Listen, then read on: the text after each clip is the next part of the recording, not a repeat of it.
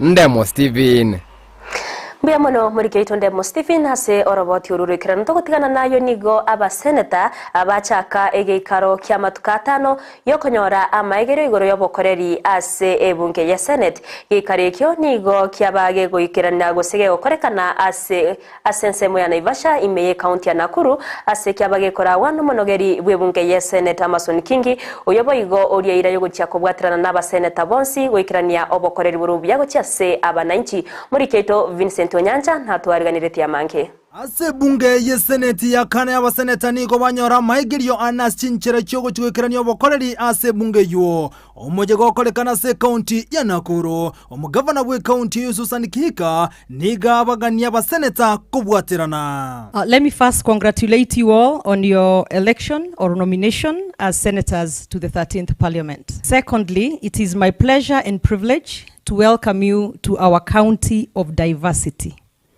Honorable senators, the request to make these opening remarks as you embark on your long 5 years as senators is not only a privilege, but a great honor from the Senate. Granted, this is my first time to interact with you following my election as the governor.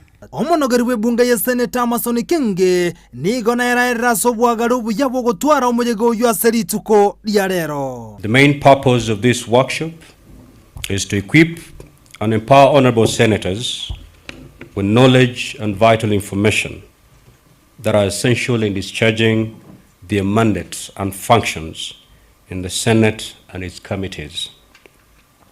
It will further enable senators to understand the workings and the key legislative processes within the bicameral setup of our parliament.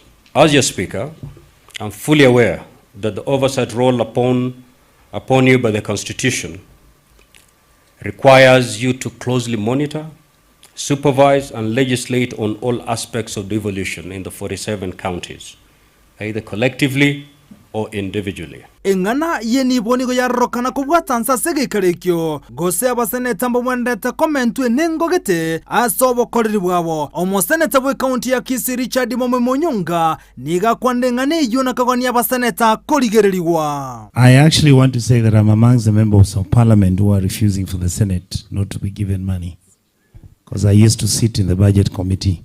Thank you for saying the truth. What is the international best practice for senators? I mean, in the US, where we borrowed heavily, you find that senators are actually allocated money which they take to their counties. I don't see why we are having a contradiction with us in Kenya here. The governor should be given a certain percentage which is higher. The MPs are getting a percentage which is lower, which is 2%. I don't see why senators cannot get 10%, 20% of funds which they take to their counties. Boigo moseneta bwe county ya Narok Lademo rekina gati ya baseneta bande nigaga ni boiga karochi basa chikobwatukwa anegoje serikali chechi county chiorokina chigo chikotumeka chibesechyo onye nechi bahara chi county echo chibeka sobwagare mbaraki bagochia korosia. So I think my comment on that specifically goes back to the governors. I think when you are submitting the budgets, let us move away from this one line item budget that the roads will cost 4 billion or whatever. Let us be specific in terms of each program. Let's do a narrative budget so that it is easier for even CRA to follow up and with your help to be able to know how much it actually costs. Eyanigere bunge ye seneti ya kane aiga Kenya eyubego chikobe bunge ya 13 bono nige seneti erenre bikarobyaye lituko lya Ramisi ko reporter ya Ndizi TV literene nkoro kwa Vincent Onyancha.